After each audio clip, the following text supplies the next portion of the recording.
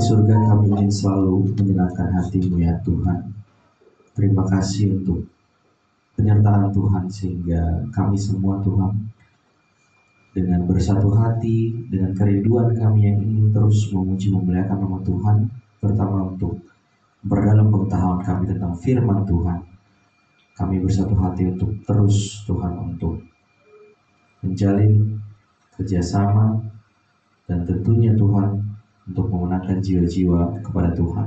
Terima kasih untuk jemaat yang sudah hadir pada hari ini. Kuasai hati dan pikiran kami ya Bapa, kami bisa mengerti akan firman Tuhan yang luar biasa. Kami siap untuk mengenal firman Tuhan di dalam nama Tuhan Yesus. Kami berdoa ucap syukur. Haleluya. Amin. Amin.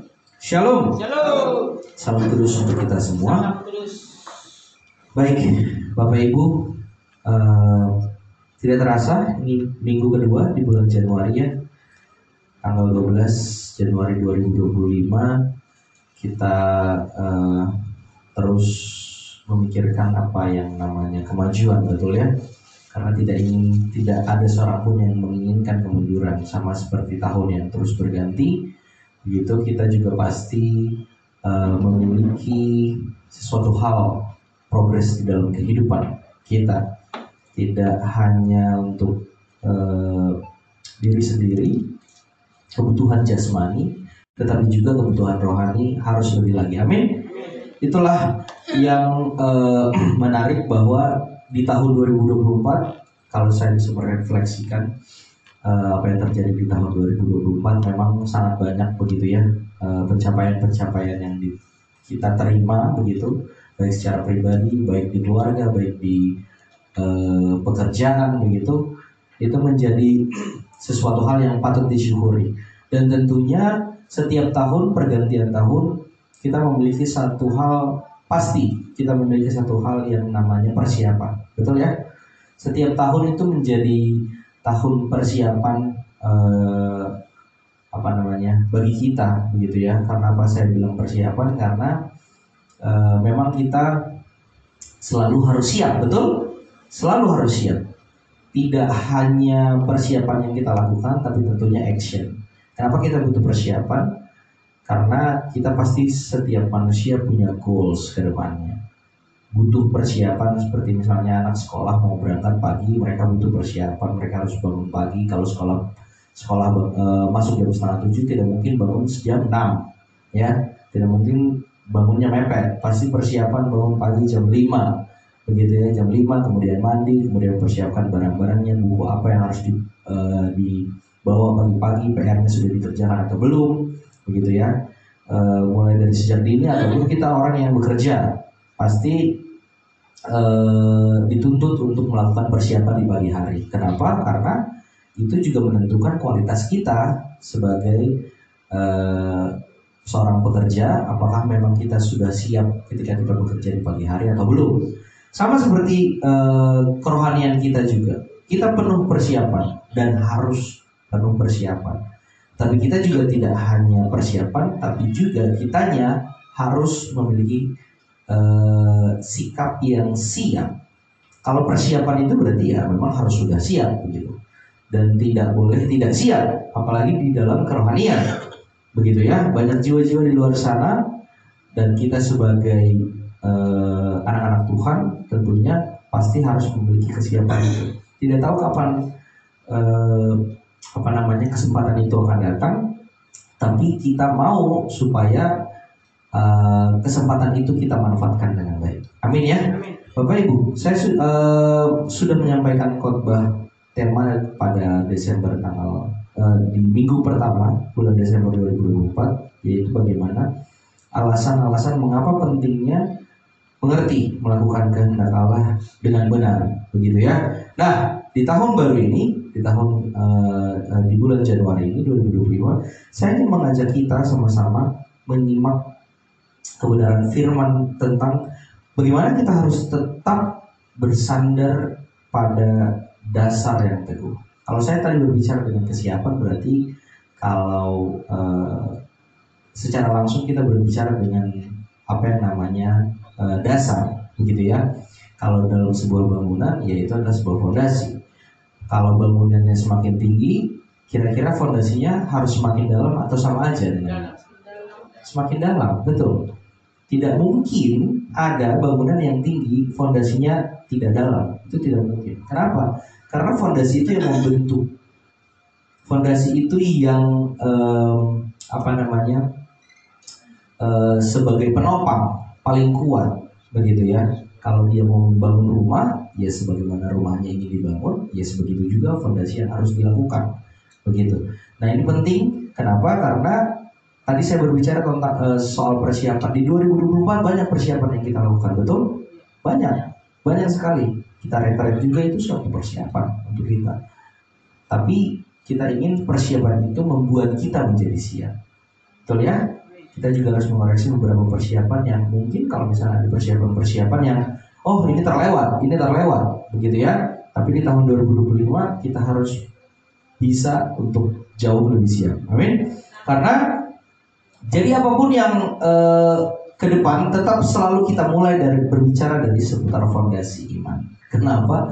Karena di luar sana banyak mereka yang membicarakan soal kalau di bangunan mereka sudah bicarakan soal atap, mereka sudah bicarakan soal kira-kira ornamen apa, lampunya mau dipasang seperti apa dan lain sebagainya, tapi tidak memikirkan fondasi dari iman mereka sendiri. Memang jauh lebih menarik, Bapak Ibu. Saya katakan jauh lebih menarik. Kalau saya sendiri secara pribadi pun melihat di luar sana orang memberitakan berbicara begitu ya, memberikan motivasi sangat masuk, begitu. Sangat menarik maksudnya, sangat menarik untuk didengarkan. Tapi apakah mereka missing something ya, yang jauh lebih utama dibandingkan itu? Kalau ditanya fondasi mereka seperti apa, mereka akan kelabakan, bingung, sulit, begitu. Nah, kita tidak mau menjadi anak-anak Tuhan yang missing something, karena fondasi itu jauh lebih utama, begitu ya. Nah, Bapak Ibu, pertama-tama kepada kita akan selalu diingatkan keteladanan Paulus, Rasul Paulus yang selalu mengingat jemaat-jemaat kudusnya Tuhan ya, dengan selalu mengandalkan doa bagi jemaatnya secara intens, termasuk jemaat Tuhan di Roma. Oleh karena itu saya mengajak kita untuk membuka firman Tuhan dari Roma pasalnya yang pertama. Ini kitab pertama yang dituliskan oleh Rasul Paulus, begitu ya. Roma pasalnya yang pertama, ayatnya yang ke-10 sampai dengan 16. Saya memberikan judul untuk khotbah saya pada hari ini, bersandar pada dasar yang teguh, gitu ya. Baik, Bapak Ibu, kita akan coba membacanya secara bersama-sama. Ini tidak terlalu banyak ya, Bapak Ibu. Jadi untuk kita melihat kekompakan Bapak Ibu dan semua jemaat yang hadir di sini ya.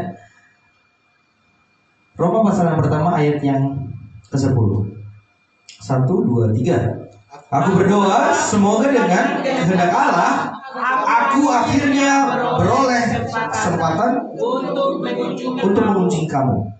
Sebab aku ingin melihat kamu untuk memberikan karunia rohani kepadamu guna menguatkan kamu, yaitu supaya aku ada di antara kamu dan turut terhibur oleh iman kita bersama, baik oleh imanmu maupun oleh imanku.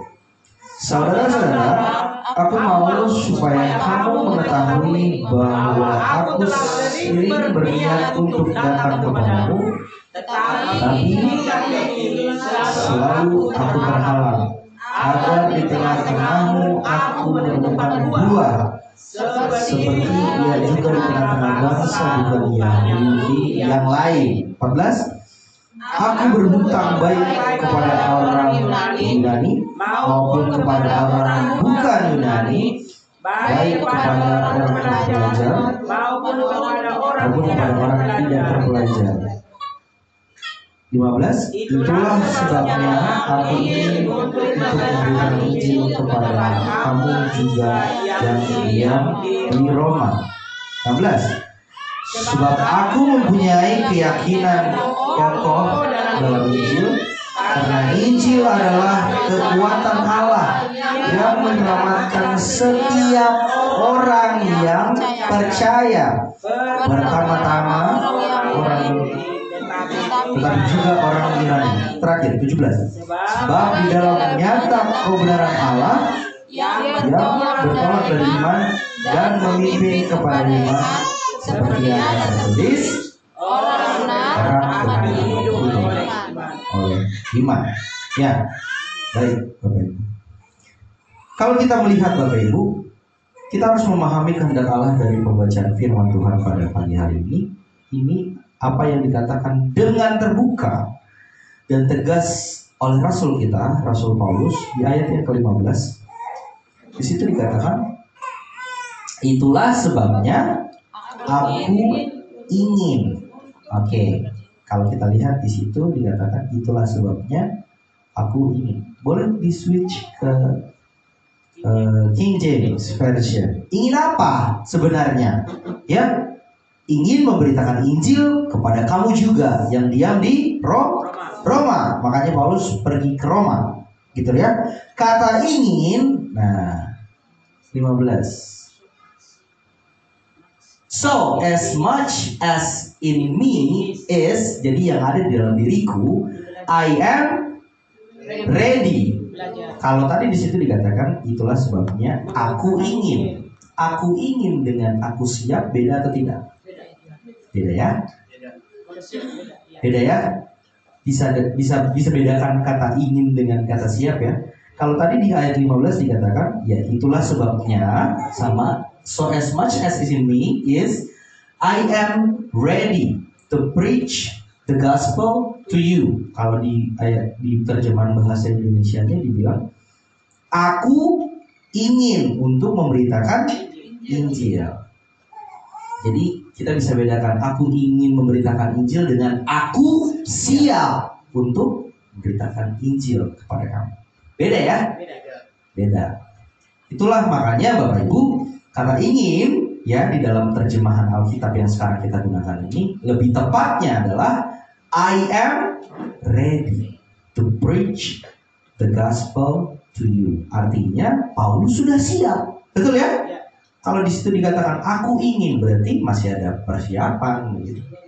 Bisa iya, bisa tidak. Tapi kalau misalnya dia bilang I am ready, berarti semua sudah siap. Apapun yang ingin dia lakukan, goalnya, saya sudah siap itu semua. Jadi apapun yang akan terjadi, saya sudah siap. Gitu. Jadi Paulus mengatakan saya sudah siap dan selalu siap. Begitu. Inilah yang menjadi hal penting Bapak Ibu, hal yang mendasar, kesiapan. Kadang orang sudah punya semua, tapi tidak siap. Kira-kira akan terjadi goalsnya? Tidak. Kapan siapnya? Ya nantilah dulu, gitu ya. Kesiapan itu sulit dilakukan kalau tidak ada motivasi dalam diri. Jadi keinginan kesiapan itu juga memang bergantung pada pengetahuan akan firman. Dan memang di dalam kehidupan kita harus termotivasi untuk menjadi selalu siap dan selalu siap untuk memberitakan kebenaran Injil kasih karunia Allah bagi kemajuan iman mereka, bahkan menjangkau mereka yang paling jauh sekalipun. Ini yang menjadi landasan fondasi bagi Rasul Paulus ketika dia pertama kali ditangkap oleh Yesus Kristus dan Tuhan Yesus, kemudian dijadikan sebagai rasul bagi bangsa lain. Apakah dia langsung menolak ataukah dia langsung kira-kira enggak Tuhan, nantilah dulu, saya begitu banyak. Kita tahu Paulus adalah dahulu namanya Saulus. Tahu perbuatan apa yang dilakukan oleh Saulus? Membunuh orang-orang percaya di zaman kerajaan. Kira-kira kalau di zaman dahulu itu sudah tidak mungkin lah bagi pikiran manusiawi ya menjadi alat yang dipakai oleh Tuhan, begitu ya. Dia adalah seorang pembunuh, begitu, membunuh orang-orang percaya di zaman kerajaan, tapi dipakai Tuhan untuk menjadi rasul, untuk menyebarkan Injil kasih karunia. Kalau kita melihat itu tidak sesuatu hal yang mustahil, hal yang mustahil, ya. Itu sangat tidak mungkin begitu. Tapi apa yang tidak mungkin bagi manusia sangat mungkin bagi Tuhan. Begitu. Dan akhirnya Saulus juga dirubah namanya menjadi Paulus dan menjadi rasul besar bangsa-bangsa lain di luar dari bangsa Israel, dan itu juga menjadi rasul kita. Amin, Bapak Ibu ya. Paulus tidak sedang dalam keraguan-raguan. Kalau di dalam bahasa Inggris dikatakan I am ready, kira-kira ada hal keraguan di situ? Kalau orang sudah mengatakan saya siap, berarti ya udah nggak ada lagi yang dipikirkan untuk persiapan yang seharusnya dilakukan. 100% betul. I am ready. Tidak ada lagi keraguan-raguan di situ. Tetapi dalam keadaan siap untuk menolong jiwa-jiwa bagi kemuliaan Kristus. Amin ya, Bapak Ibu. Kira-kira kalau orang siap itu, apakah di dalam pikirannya ada hal yang ingin menunda? Tidak ya. Kalau sudah siap, ya apapun yang akan saya lakukan, ya saya siap melakukannya. Begitu. Tidak ada lagi keraguan-raguan, tidak ada lagi hal yang ingin menunda pemberitaan Injil Kristus. Karena apa Bapak Ibu? Sebab Injil Kristus adalah sumber berkat terbesar dan kekuatan Allah untuk menyelamatkan setiap orang yang percaya kepadanya. Maka Paulus menyampaikan secara terbuka, ya, sebab sebagai hamba Tuhan yang bertanggung jawab, ia selalu melakukan persiapan dengan baik. Dia tidak selalu diburu-burukan, tetapi dengan tenang ia ingin dapat menyampaikan firman Allah dari apa saja yang telah ia pelajari dengan baik dari Tuhan Yesus. Amin ya. Ini menjadi contoh Bapak Ibu. Menjadi contoh. Rasul Paulus menjadi contoh bagi kita orang-orang percaya yang hidup zaman kasih karunia, bahwa itu semua sesuatu hal yang mungkin. Tapi semua kembali lagi kepada pribadi masing-masing. Karena kita mempunyai apa yang namanya hak bebas untuk hidup kita masing-masing. Kamu mau percaya atau tidak, yaitu tergantung kamu. Yang penting saya sudah beritakan. Tidak boleh, atau itu bukan tidak boleh, tapi bukan menjadi bagian kita untuk supaya orang-orang itu nggak boleh, kamu harus percaya pokoknya. Kalau itu terjadi di dalam diri kita, itu akan sulit, malah makin susah. Orang akan merasa terintimidasi. Tapi percaya Bapak Ibu, firman Allah itu jauh lebih besar. Kita tidak akan tahu seperti apa orang akan memiliki perubahan besar di dalam kehidupannya. Apalagi yang namanya percaya, begitu ya. Tetapi Bapak Ibu, kunci dari semuanya adalah kita tetap memberitakan firman Tuhan, apapun yang terjadi. Betul ya? Di dalam kehidupan ini banyak hal yang tidak terduga yang bisa kita dapatkan. Seperti zaman COVID, kita tidak tahu bagaimana kita bisa memberitakan firman. Tapi gebrakan-gebrakan besar akhirnya terjadi. Kita mulai live streaming, kita mulai memberitakan firman Tuhan lewat YouTube, tidak juga lewat YouTube, kita juga live streaming lewat Facebook dan lain sebagainya. Nah, itu memunculkan memang bahwa hal-hal seperti itu kita diuji. Apakah kita siap di dalam sesuatu hal yang memang tidak mungkin kita bisa sadari bahwa hal-hal seperti itu bisa terjadi di dalam kehidupan. Ada yang menyadari bahwa nanti di tahun 2020 yang lalu akan terjadi COVID? Tidak mungkin. Kita hanya tahu di luar negeri, ternyata itu sampai ke Indonesia dan membludak. Mungkin begitu dari keluarga-keluarga kita juga banyak yang terkena. Tapi apa Bapak Ibu? Untuk kita, puji Tuhannya, begitu ya, kita bisa lewati itu semua dan menjadi orang yang jauh lebih siap di tahun 2025. Amin ya. Nah, itu sangat penting. Kembali lagi Bapak Ibu, Paulus tahu apa yang ia tahu. Bapak Ibu tahu apa yang Bapak Ibu tahu? Kira-kira? Jadi Bapak Ibu tahu sebuah pengetahuan, tapi apakah Bapak Ibu tahu pengetahuan yang Bapak Ibu tahu itu? Tahu ya, harus tahu begitu. Ya kalau kita nggak tahu ya, betul. Bagaimana kita memberitakan firman Tuhan itu? Jadi Paulus tahu apa yang ia tahu, sehingga ia tidak harus menunggu lebih lama lagi, Bapak Ibu. Untuk apa? Untuk memberitakan Injil Kristus, untuk memberitakan firman Tuhan kepada banyak orang. Demikian juga Bapak Ibu dan kita semua yang ada di ruangan ini, ya, kita juga sudah tahu apa yang perlu dan harus kita sampaikan sebagai bentuk dari kesaksian hidup yang sempurna. Yaitu apa? Berita keselamatan, betul ya? Berita yang menyelamatkan, yang telah kita miliki di dalam Kristus Yesus. Sehingga Bapak Ibu, tidak perlu lagi kita menunda kesaksian iman kita. Dan ini harus terus berlanjut di tahun 2025. Di 2024 mungkin banyak kesempatan yang kita lewatkan, tetapi di 2025 kita ingin kesempatan itu kita ambil, betul ya? Karena kita percaya kita lakukan ini bukan untuk pribadi masing-masing. Kita lakukan untuk siapa? Untuk Tuhan kita, untuk Yesus Kristus yang sudah menyelamatkan hidup kita. Karena Injil Kristus adalah kemuliaan kita bersama, ya, kemuliaan kita bersama Tuhan Yesus untuk selama-lamanya. Kabar baik tentang kematian, penguburan, dan tidak hanya itu tetapi juga kebangkitan. Itu tiga, itu tidak boleh dilepas. Itu tidak boleh dipisahkan. Ya, kematian, penguburan, kemudian kebangkitan Kristus adalah pusat pemberitaan kesaksian hidup kita sebagai orang-orang percaya.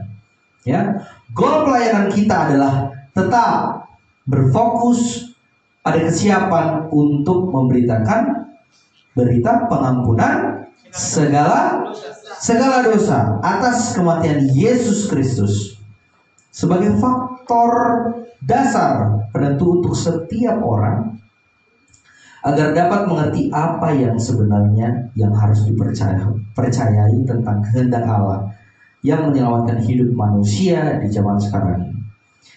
Jadi di sini bukan karena soal besarnya usaha manusia, Bapak Ibu.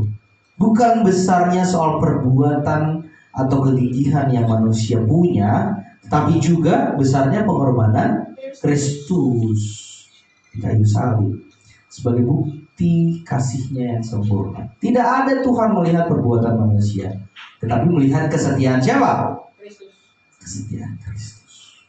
Itulah yang menjadikan kita kuat sampai sekarang. Amin ya, Bapak Ibu. Itu adalah hal yang pertama. Hal yang kedua, di ayatnya yang ke-16.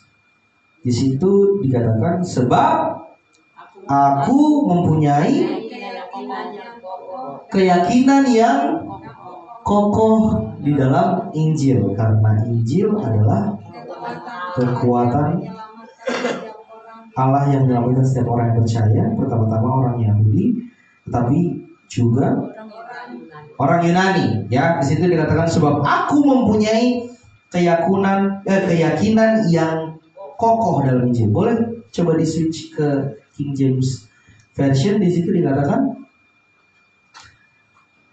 for I am not ashamed. Itu berarti sebab aku tidak malu akan Injil, ya.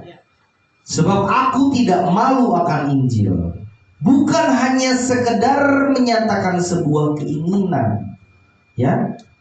Bukan hanya sekedar menyatakan sebuah keinginan, tetapi mempertahankan kesaksian, keotentikan atau keaslian, ya, dari sebuah kebenaran.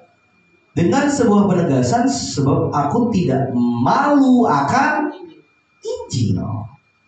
Paulus mengatakan sebab aku tidak malu akan Injil. Tentu rasa malu untuk mengatakan apa yang benar dapat mematikan kesaksian hidup orang percaya. Betul? Ya. Problem sekarang orang-orang percaya apa sih, Bapak Ibu? Pengetahuan tentang firman Tuhan. Ya mungkin kalau kita lihat, kita sudah belajar bahkan setiap minggunya, juga kita retret. Pengetahuan kita kalau kita bandingkan dengan orang di luar sana yang belum selamat, yang belum percaya, jauh, Bapak Ibu. Saya bisa katakan dengan tegas, di sini. Orang-orang percaya, pengetahuannya jauh, betul. Tetapi apa yang menjadi kelemahan orang-orang percaya sekarang? Malah satu. Apa tadi konteksnya di situ? Malu. Kira-kira apa yang menjadi faktor orang menjadi malu? Ada yang bisa satu kasih contoh? Kira-kira, pernah lihat anak-anak malu? Maju ke depan gak mau? Kurang percaya diri. Kira-kira apa sebabnya? Karena kurang pengetahuannya. Satu. Kedua, kalau itu saya percaya kayaknya kita jauh. Saya bisa katakan itu. Orang-orang percaya di zaman kasih karunia pasti punya pengetahuan yang jauh lebih besar. Kira-kira apa? Karena merasa berbeda. Iya kan? Kira-kira Bapak Ibu,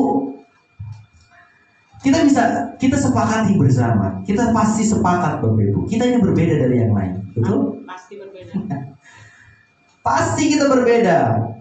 Tapi kadang perbedaan itu yang membuat kita jadi ada hal yang membuat kita menjadi malu dan enggan. Betul, malu dan enggan. Tapi malu ini menjadi faktor utama. Kalau enggan mungkin ya oke lah, kita bisa pada akhirnya siap untuk melakukan hal itu. Tapi karena kita berbeda, karena firman yang Injil yang kita pegang itu berbeda dari banyak orang di luar sana, gitu. Itu yang menjadi kayak takutnya apa? Ada penolakan, gitu ya. Sama aja kok, gitu kan? Sama aja kok, penolakan itu yang sering kita alami. Enggak, sama aja. Ya kalau nggak digunakan perbuatan-perbuatan kita ini, ngapain kita dikasih hidup sama Tuhan? Itulah perbedaan-perbedaan seperti itu yang ada di pikiran mereka.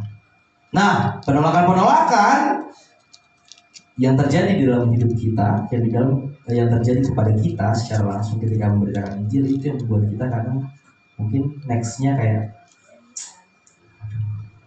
nggak usah lah, ya udahlah nanti aja lah.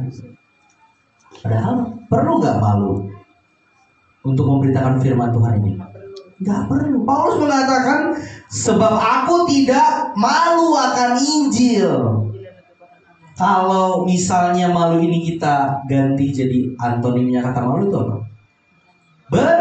Berani. Sebab aku berani akan Injil, akan pemberitaan Injil. Tentu itu menjadi mindset Bapak Ibu, pemikiran kita ke depannya, bahwa hal seperti itu adalah hal yang baik untuk kita sampaikan. Dan memang kewajiban kita sebagai orang-orang yang kudusnya Tuhan, yang sudah dikuduskan, ya, dimeteraikan dengan Roh Kudus. Makanya ketika kita memberitakan firman Tuhan, mungkin kita merasa bahwa wah ini karena kuat dan gagahku. Bukan, salah. Karena Roh Kuduslah yang menyertai, maka kita menjadi jauh lebih berani. Amin ya? Betul. Berdoa kepada Tuhan supaya kita mempunyai Roh Kudus yang menyala-nyala, Roh yang menyala-nyala untuk memberitakan firman Tuhan. Pasti Bapak Ibu, rasa enggan dan malu itu tidak akan menghentikan semangat kita untuk mengasihi orang lain. Betul ya? Dan kita tahu Bapak Ibu, tidak sedikit juga terjadi pada diri Yesus Kristus ketika Dia harus menanggung sengsara di atas kayu salib. Dia tidak enggan. Apakah Yesus malu bermalas-malasan ketika hal itu terjadi? Enggak. Apa Ia malu dicambuk, diludahi, diolok-olok, begitu ya? Apakah Ia mundur? Tidak. Dia tidak enggan, dia tidak malu, dia tidak mundur sedikit pun dari keinginannya untuk bahkan menghadapi maut, agar semua dosa dihapuskan, semua dosa umat manusia dihapuskan, dan kuasa maut itu dikalahkan, dijauhkan dari kita, demi keselamatan hidup manusia yang percaya kepadanya. Amin ya. Kalau yang tidak percaya nggak dapat. Sorry to say. Jadi ada hak khusus di situ untuk orang-orang yang orang percaya. Dan kita semua yang hadir di sini dan semua orang percaya yang di luar sana mempunyai hak khusus untuk itu. Karena apa? Karena kepercayaan iman kita kepada Yesus Kristus yang sudah mati menghapuskan segala dosa kita. Kita memiliki hak khusus itu demi keselamatan hidup kita yang percaya kepadanya. Karena itulah Rasul Paulus selalu menasihati, memberikan wejangan kepada setiap anggota tim pelayan. Siapa tim pelayan Paulus yang berulang? 1 Timotius, 2 Titus, gitu ya, dan lain-lain. Oke, untuk menghindari jauh-jauh sikap enggan atau malu-malu. Kira-kira tim pelayanan Paulus ini apakah ia memilih orang-orang yang sudah tua, begitu, yang sudah berumur? Kalau kita tahu masih muda-muda, Bapak Ibu. Masih sangat muda. Dan kita percaya kita di sini semua masih sangat muda, betul? Kacang sekali ya. Amin. Yang mengatakan amin yang paling tua sebenarnya di ruangan ini. Yang paling dewasa, paling muda. Itu saya katakan semua ya. Ya, amin. Ya, yang muda, berjiwa muda, Bapak Ibu. Berjiwa muda. Saya percaya bahwa kita semua yang hadir di sini masih memiliki semangat jiwa yang muda. Dan memang harus selalu memiliki semangat jiwa yang muda untuk memberitakan firman Tuhan. Ya. Kalau saya boleh bercerita, saya mempunyai seorang keluarga, begitu ya. Satu orang keluarga, saya biasa sebutnya opung, begitu ya. Opung saya ini adalah dia ini sangat luar biasa semangatnya. Umurnya sudah 68 ya, kalau tidak salah. 60, hampir 70 lah. 70 ya, hampir 70 tahun begitu ya. Dan beliau ini juga salah satu dari orang tua rohani ibu gembala dan bapak gembala di gereja ini begitu. Tetapi di umurnya yang ke-70, beliau ini sangat-sangat semangat. Dia ini kalau dilihat ini rambutnya sudah putih semua. Mungkin kalau masih putih satu-satu mungkin ya masih kita lihat lah, ketara lah umurnya berapa. Tapi beliau ini sudah putih rambutnya semua begitu. Sudah memang di usia umur 70 tahun dia masih bisa kuat berjalan lagi, udah luar biasa begitu. Tapi kadang kalau misalnya di acara keluar berumur, tetapi dia masih semangat, tidak ada rasa ingin menyia-nyiakan waktu untuk memberitakan satu hal yang kira-kira saya di umur seperti beliau ini apakah memang masih akan terus semangat ya, Bapak Ibu? Apakah kita juga harus menyadari bahwa kira-kira mungkin yang sekarang kita lakukan, kita semangat ya karena kita tahu visi kita masih kuat gitu. Tapi kalau sudah di umur yang mencapai 70 begitu ya, itu sudah luar biasa, apalagi di atas 70.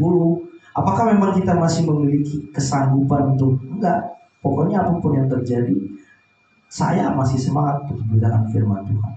Pernah adalah satu hari beliau ini pernah masuk sosial media, begitu ya. Kemudian ada satu orang laki-laki datang ke beliau untuk istilahnya kalau dalam bahasa anak sekarang itu prank. Bapak Ibu tahu prank? Prank itu sesuatu hal yang enggak bercanda lah jatuhnya. Ibaratnya ini adalah bercanda lah dengan ibu ini begitu ya. Kemudian ya mengerjai betul mengerjai ibu ini begitu. Tapi apa yang dia lakukan? Ya kebetulan ini masuk sosial media dan ditonton banyak orang begitu. Ribuan orang bahkan sudah sampai jutaan kalau saya lihat di salah satu sosial media gitu ya. Kemudian setelah niatnya si laki-laki ini, anak muda ini itu mengerjai ibu ini. Tapi ternyata ibu ini di luar dari pemikirannya si anak muda ini, ekspektasinya anak muda ini, kamu tahu nggak apa yang membuat saya selalu sukacita. Apa Ibu? Katanya. Karena Tuhan Yesus Bapa di surga sudah menyelamatkan kamu. Kamu sudah dihapus segala dosanya dan kamu menjadi orang yang sudah percaya. Ketika kamu percaya, kamu dimeteraikan dengan Roh Kudus dan kamu sudah menjadi anak Tuhan. Itulah yang menjadi sukacita terbesar kita. Lalu tiba-tiba anak muda itu yang tadinya dia dalam keadaan berdiri, dia kemudian langsung jongkok. Dengarkan kata-kata ibu ini, gitu ya. Which is ini adalah opung saya ini, gitu. Dia ceritakan begitu ya, semua ini tidak kenal, ini orang asing, Dia pun bahkan ibu ini tidak tahu apakah memang dia maksudnya beragama yang sama, begitu ya. Ini nggak tahu, ini hanya orang asing aja lewat tiba-tiba mau mengerjai ibu ini, kemudian akhirnya di luar dari ekspektasi anak muda ini, ibu ini malah menginjil. Kemudian dimasukkanlah ke sosial media, ditonton ribuan orang, bahkan ya ratusan ribu orang. Nah, ini saya lihat bahwa wow, memang ternyata Bapak Ibu tidak ada hal yang harusnya membuat kita tidak mengambil semua kesempatan yang datang.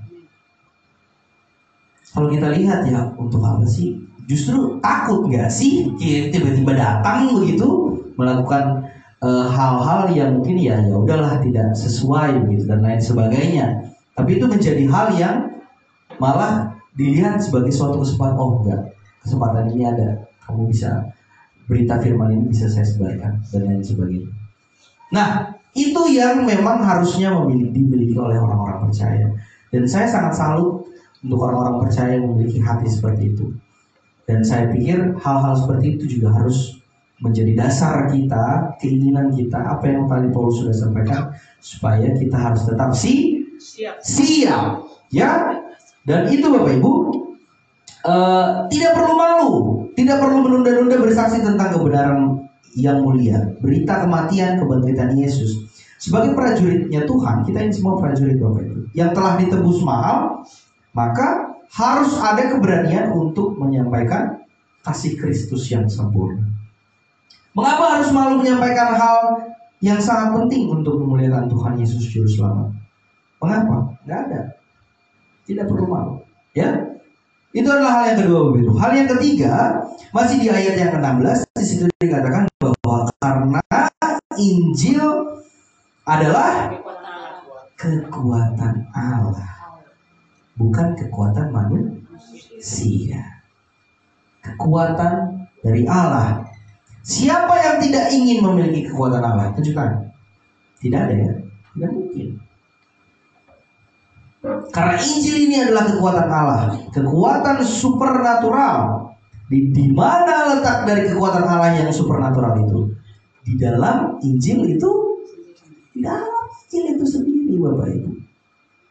Bukan di dalam gagasan-gagasan manusia yang berdosa.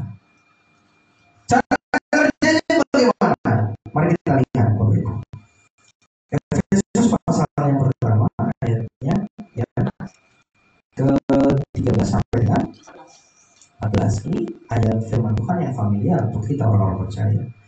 Di dalam Dia kamu juga karena kamu telah mendengar firman kebenaran, yaitu Injil keselamatanmu. Di dalam Dia kamu juga ketika kamu percaya dimeteraikan dengan Roh Kudus yang dijanjikannya itu. Dan Roh Kudus itu adalah jaminan bagian kita sampai kita memperoleh seluruhnya, yaitu penebusan yang menjadikan kita milik Allah untuk puji kemuliaan. Ketika kamu mendengar dan percaya bahwa Yesus telah mati mengampuni semua dosamu, segala dosamu. Apakah ya udah nanti dulu setelah kamu percaya 2 hari dulu lah nanti space waktunya saya meneraikan kamu dengan Roh Kudus, saya mau lihat ini kamu benar-benar percaya atau tidak. Apakah seperti itu? Cara kerjanya? Apakah ada space waktu? Kalau misalnya kita orang-orang korporat mungkin gajian mungkin ya 7-14 hari kerja ya Pak. Tapi tapi kamu udah selesaikan dulu pekerjaanmu gitu. Tapi nanti ada waktu 1 sampai 2 minggu baru bisa turun. Apakah seperti itu cara kerja pemeteraian Roh Kudus terhadap diri orang percaya? Tidak. Langsung hari itu juga saya percaya. Dimeteraikan dengan Roh Kudus yang dijanjikan oleh Yesus Kristus sebagai jaminan kekal. Sebagai jaminan kekalmu. Roh Kudus itu adalah jaminan kekal bagi kita. Apakah ada suatu bentuk usaha manusia yang dapat dilakukan di situ? Tidak ada. Hanya kuasa Allah yang dapat melakukannya. Oleh karena itu, Bapak, mari kita lihat lagi. Kita lihat lagi kebaikan Allah yang dikatakan oleh Rasul Paulus di 1 Korintus pasalnya yang ketiga. 1 Korintus pasalnya yang ketiga ayat 10 sampai dengan 15. Nah, ini mengenai dasar dan bangunan. Sesuai dengan kasih karunia Allah yang dianugerahkan kepadaku, aku sebagai seorang ahli bangunan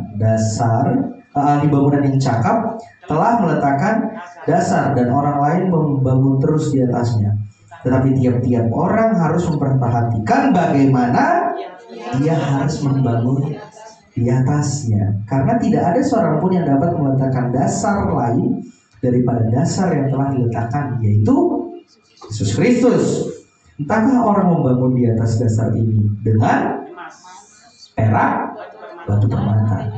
Dibagi dua ya. Yang kedua adalah kayu, rumput kering, dan jerami. Sekali kelak pekerjaan masing-masing orang akan nampak, karena hari Tuhan akan menyatakannya.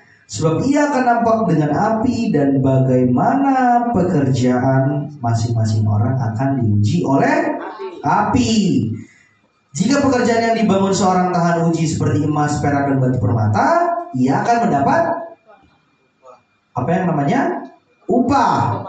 Tapi kalau pekerjaannya terbakar seperti kayu, rumput kering, dan jerami, ia akan menderita kerugian. Tetapi ia sendiri akan diselamatkan, tetapi seperti dari dalam api. Ya, sebelum kita telah, kita harus mengingat bahwa konteks jemaat kudusnya Tuhan di Korintus itu terkenal sebagai orang-orang percaya yang menimbulkan banyak masalah. Ya, mereka ini bermasalah, orang-orang paling bermasalah, orang-orang yang selalu memberikan sandungan tentang pemberitaan Injil Kristus.